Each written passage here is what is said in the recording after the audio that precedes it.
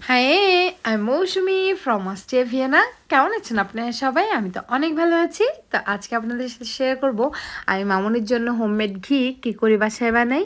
তো জাস্ট স্মেলটা ওয়াও ছিল। আর আমি কিন্তু আপনাদের সাথে রেসিপিটা শেয়ার করব।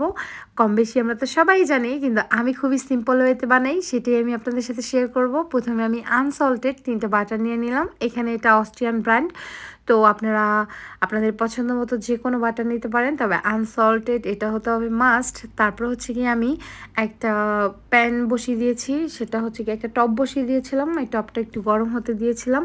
দেন হচ্ছে কি আমি 3টা বাটারই দিয়ে দিব এর মধ্যে। আর সময়টাও কিন্তু আমি ধরে রাখবো যে কতক্ষণ সময়টা লাগে আপনাদেরকে একজ্যাক্ট সময় বলার জন্য। আমি টাইমিংটাও দেখে রাখলাম যে সকাল 10টা একে আমি জাস্ট বসাইছি, মানে 10টা বাজে এটা আমি বসাইছি।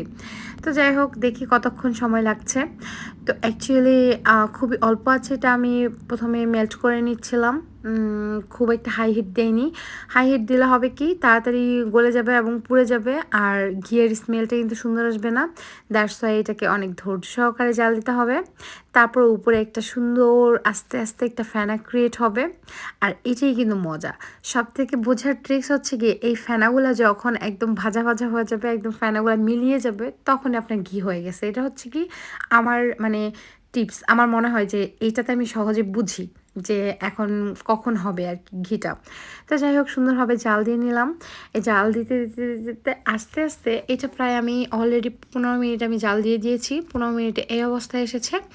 দেন হচ্ছে গিয়ে আরও 15 মিনিট জাল দেওয়ার পরে উপরে এইরকম একটি স্তর পড়বে যে উপরের ফেনাগুলো আস্তে আস্তে ভাজা ভাজা হচ্ছে। দেন হচ্ছে গিয়ে এটা আস্তে আস্তে একদম সম্পূর্ণটাই মিলিয়ে যাবে। আর যখন এটা মিলিয়ে যাবে তখনই কিন্তু আপনারা বুঝতে পারবেন যে ঘিটা আপনার হয়ে গেছে। তার আগে আমি খুব একটা এখন নাড়ছিলাম না, সুন্দরভাবে মানে এটা ভাজা ভাজা হতে দিচ্ছিলাম। আর এটা কিন্তু খুবই মিডিয়াম আঁচে ছিল, হাই হিটে ছিল না। তারপর হচ্ছে গিয়ে এই যে দেখছেন ব্রাউন কালার হচ্ছে। এই ব্রাউন কালার হওয়ার পরে যে একটি স্মেল আসছে, ঘরটা পুরো মমো করতেছিল ঘিয়ের ঘ্রাণে।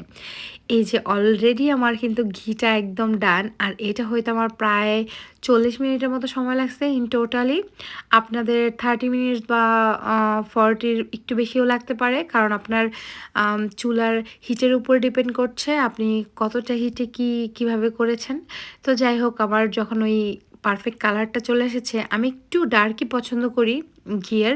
তো এইরকম সময়টায় আমি নামিয়ে নিলাম। আপনারা চাইলে আরও আগেও নামিয়ে নিতে পারতেন, আর একটু আগে আর কি। তো যাই হোক, আমার এই কালারটাই খুব ভালো লাগে। আর আমি এটাতে জাস্ট ছেঁকে নিয়েছি। ছেঁকে নেওয়ার পরে একটু হালকা কুসুম গরম হওয়ার পরে আমি একটা বরমে ভরে রাখবো।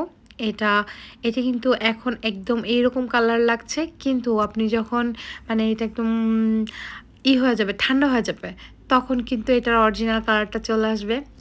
আর ঘিয়ের স্মেলে ঘর পুরো মমো করতেছিল। আর টোটাল সময়টা আমার কিন্তু 40 মিনিট লেগেছে। আর আমি এটা এভাবেই রেখে দিব অনেকক্ষণ পর্যন্ত, যেহেতু এটা ঠান্ডা হয়ে গেছে আমি এইভাবেই রেখে দিব। তো ঢাকনা আটকিয়ে তার 5-6 ঘন্টা পরে দেখলাম একদম জমে পারফেক্ট ঘি হয়ে গেছে। দেন আপনাদেরকে আমি একটুখানি জাস্ট সামনে থেকে দেখিয়ে দিচ্ছি কি অবস্থা। এইরকম দানা দানা দানা দানা একদম অরিজিনাল ঘি থাকে না, যে মা ঠাকুমারা বানাইতো, একদম ওই রকম। আপনি জাস্ট ফিদা হয়ে যাবেন এটার স্মেলে। আর যদি যারা বানাতে পারেন এভাবে, তো বানাতে পারেনি, আর যারা করেননি কখনো, প্লিজ ট্রাই করে দেখবেন। আর প্লিজ কমেন্ট করে জানাবেন আমার এই হোমমেড ঘি রেসিপিটা আপনাদের কাছে কেমন লাগলো। Thanks for watching my video. Thank you so much.